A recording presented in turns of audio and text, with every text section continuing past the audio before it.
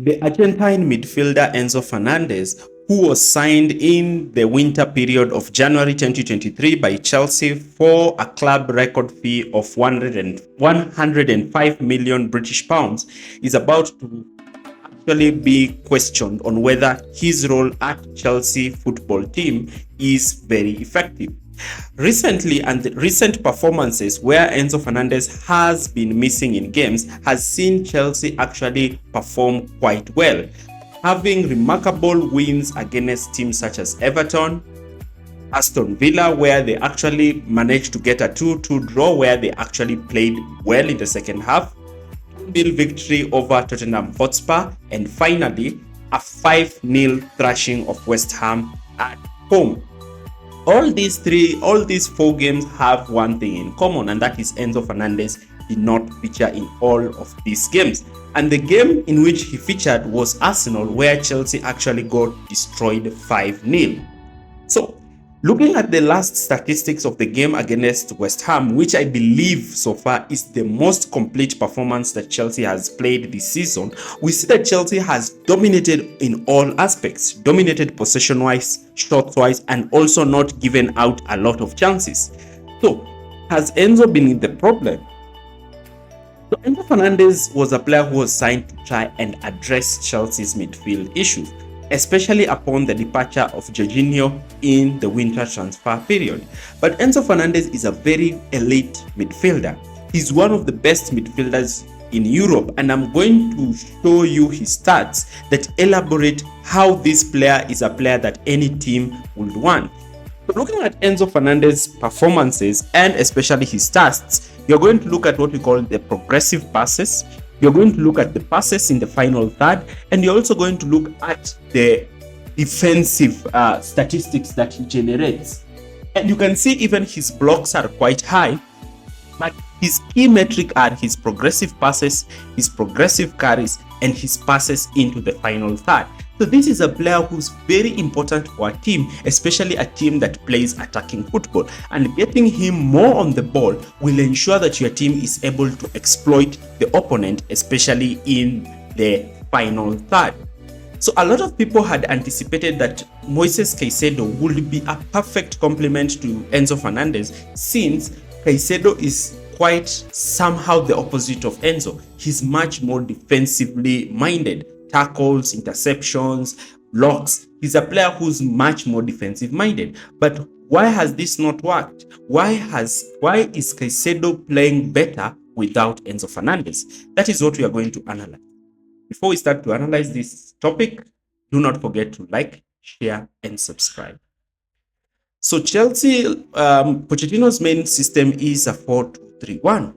But Chelsea had bought Enzo Fernandez to actually play as the deeper midfielder in a 4-3-3, playing in that role in which Jorginho used to play, a player who dictates the tempo of the game and looks to find his players in between the lines. And this is something that we saw in the first game against Liverpool, and we saw how Enzo was able to play players who were occupying spaces in between the lines, and also his movement showcased how important he was in these kinds of positions. And this game exemplified Enzo Fernandez's game and actually his role in the team. So Enzo Fernandez is not just a sitting number 6 that we want him to play. And when he plays in this position, Chelsea actually noticed towards the end of last season and in the final latter stages of the Champions League is that when he was able to play these balls and these balls were being intercepted by opponents, Enzo Fernandez was not the perfect shield for the back four, and majority of the times he would be beat by players, and those players would be looking to run at Chelsea's back four. And this is actually some of the reasons that prompted Chelsea to go into the transfer market in search for a defensive midfielder. And we're going to try and understand where should Enzo play, and should Chelsea now get rid of their £105 million investment. Now, when opponents decided to go long, Enzo Fernandez was also not quite great in winning those second balls, and still this made Chelsea lose a lot of games, especially towards the latter stages of last season, especially looking at Frank Lampard's interim role. So having Enzo Fernandez in this deep midfield position leaves him isolated, and that's why Chelsea decided to play Conor Gallagher alongside him, and that's how we saw Chelsea perform very well against Liverpool at the first game of the season. And looking at these statistics, you can see how Chelsea were really looking to play forward, with Enzo Fernandez playing that left-sided midfield position, looking to find players. But Enzo Fernandez likes to progress with the ball forward, and his ability to be able to play those killer passes, through balls over the top, suits him to play slightly further high up the pitch where he's able to receive the ball. But this limits Conor Gallagher because he is not now giving what he gives the team. You see, Conor Gallagher is such a unique player to managers because Gallagher gives managers what we call energy and stamina in the team. And majority of managers want a player such as Gallagher high up the pitch so that he can win the team the ball high up the pitch earlier on. So upon the injury of Carney Chukwuemeka, we saw Gallagher moving into that number 10 position. And in this position, his main aim is to press, winning the ball and denying the opponent any time and space with the ball to allow his team to regroup and go back into their normal formation. Now, Moises Caicedo was signed to be the player who will sit close to Enzo Fernandez and allow Enzo Fernandez to have time on the ball and give him that security as Enzo was building.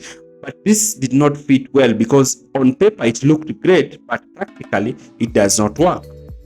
Now, when Caicedo was brought into the team in this kind of system, Caicedo started as the second pivot next to Enzo Fernandez, and now they had a 4-2-3-1 with Enzo and Caicedo, with Enzo looking to be more the box-to-box midfielder. And majority of the times we started to see Enzo playing much freer role, a traditional number 8, pushing forward when needed, while Caicedo is being tasked to sit deep and look to cover those spaces. But this is giving Chelsea a lot of tactical problems because Pochettino still insisted that his fullbacks should push forward and try to generate width for Chelsea. And therefore Caicedo again faced what Enzo faced, and that is being isolated in midfield. And because Enzo was pushing so high and Gallagher was not dropping deep, Chelsea started to struggle. You can see from this clip, Enzo Fernandez has vacated his forward position, has dropped deep. He's looking to receive the ball and immediately look to drive forward.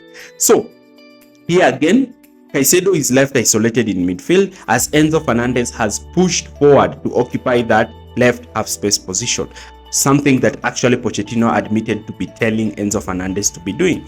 Now, because Caicedo, both Enzo and Gallagher are high up the pitch, this is giving a lot of problems for Caicedo because now Caicedo has to cover this entire midfield position by himself. And once he's being forced to cover this position, when opponents have two players against him, they're able to play quick 1-2s, and that's why we've seen Caicedo actually accumulate a lot of yellow cards this season because he has to make a lot of fouls because the back four is well exposed. And in these kinds of instances, this has really created a lot of problems for Chelsea. Now, Chelsea decided now to use wingers in these kinds of systems, and we're going to look at their most recent match. And the most recent match, we're going to look at how Chelsea actually deployed these two. And that is when Caicedo Enzo got injured, and now Pochettino had to use both Conor Gallagher and Moises Caicedo in midfield, which has worked. These two players actually are playing quite well in midfield than Enzo and Caicedo. And how is this working? Because now, when in the game against Everton, what we saw is that Caicedo was able to play those balls high up the pitch, but Gallagher is more disciplined. So when Gusto pushed forward to occupy that position so that Gusto could play alongside Noni Madueke and Palmer would look to play alongside Mykhailo Mudryk in the game against Everton, we saw that Gallagher was much more disciplined and actually allowed the team's attackers to work well when they had the ball, and actually stayed close to Caicedo and looked to actually win the ball when Caicedo was bypassed, giving Caicedo that extra support in midfield, enabling Caicedo not to cover huge spaces. Now, the huge spaces in midfield were being covered with two players, and this actually made Chelsea so solid, and that's why Chelsea overwhelmed Everton in that position. Now, Pochettino, again, as I told you, wants Gallagher high up the pitch and wants him to join the attack. And when he wants Gallagher high up the pitch, what you are realizing is that Pochettino has actually come up with a tactic that allows Gallagher to play high up and not allow Caicedo to be isolated in midfield. So how does this happen? Having Gallagher high up the pitch gives Chelsea that stamina to counter press and look to press opponents to allow the opponents to play hoofed balls where Chelsea can easily regain possession. Now, what happened is that Pochettino decided to invert Cucurella in midfield. Now, inverting Cucurella in midfield and actually playing a back three by having a centre back starting at right back is what saw Chelsea actually made a tactical revolution and moved to a 3-2-5 system, whereby Cucurella is the one who's sitting close to Moises Caicedo, giving him that strength in midfield, giving him also that freedom to receive the ball without any pressure, giving him that option when he has the ball, a player who he can pass to and look to progress the ball through the center of the pitch. And that's why against West Ham, Chelsea would easily play through West Ham because now Chelsea had that box-shaped midfield with Cucurella giving Caicedo a chance. But Enzo Fernandez, what is going to happen to Chelsea's record signing? What is going to happen to this elite midfielder? And I'm going to tell you that actually Enzo can be used in this system. And where can Enzo Fernandez be used? He can be used at the position where Conor Gallagher is being used. So against weaker sides that don't look to press a lot, you can use Enzo Fernandez in this position, whereby he can look to use his elite passing ability and game-changing ability to try and open the left-hand side of Chelsea. And this is a position where I'm anticipating to see how Pochettino can deploy Enzo Fernandez in. And Enzo Fernandez needs to work on how he can press intelligently and look to be making those late runs in the box to try at least and shoot and give Chelsea an opportunity outside the 18-yard space. Enzo Fernandez in this position should be quite robust out of possession, looking to press and denying the opponent any time and space on the ball. Cucurella in this position will be covering Enzo Fernandez, allowing Enzo Fernandez to push forward because now Caicedo has a player who is able to sit alongside him in midfield and give Chelsea that extra layer of protection in midfield. And Pochettino can have the dream of having Enzo Fernandez playing higher up the pitch, using his creativity to open Chelsea's attacking setup, something that will be very good for Chelsea next season. And Enzo Fernandez can also play alongside Caicedo in a deeper defensive block. We've seen him do that against Manchester City.